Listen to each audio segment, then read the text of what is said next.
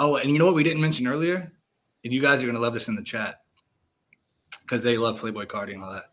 He tried to buy Red Diamond. Am I right? Yeah. I was gonna bring that up earlier, but I wasn't sure if like, yeah. And I thought it was fake, but then my people's, like my legal team and shit, I was in contact with the same legal team, and he pretty much, it was when I first dropped Red Diamond, not before the re-release of it, because a lot of people don't realize you caught it. It was on what the game's been missing. So out of those 50 songs, it was the only one that was that very different, that stood out like that. And this is, of course, before the whole lot of Red Air, all that shit. So I had got reached out by email. I thought it was fake, sent it to my legal team. They started talking, chatting with the people to make arrangements, and this was going to be a real thing. And I was like, well, do I get to like be on the song, or how does this work? And they were like, nah, he just wants to take it. He'll probably switch things up slightly, do his own thing, make it his own thing. But as far as the beat, the idea, what it is, concept-wise, voice-wise, everything, like the way you deliverance is going to be all, and you'll just accept this chat. And I was like, that's a step, like, because at the end of the day, I was like, this is cool to work with this kid who's like pretty much working with ASAP, because I like ASAP Rocky.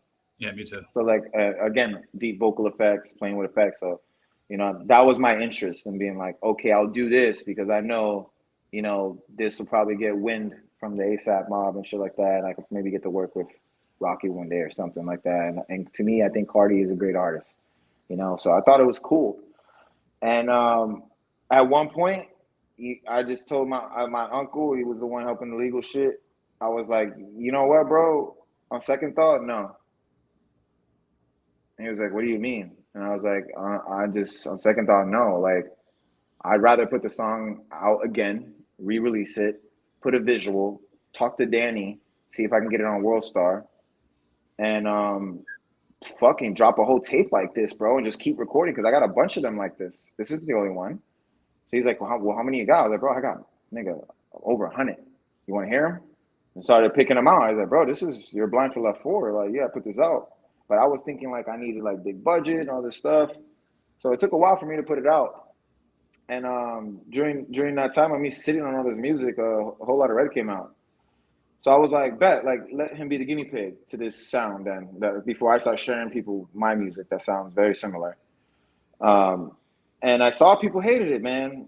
They talk so much shit.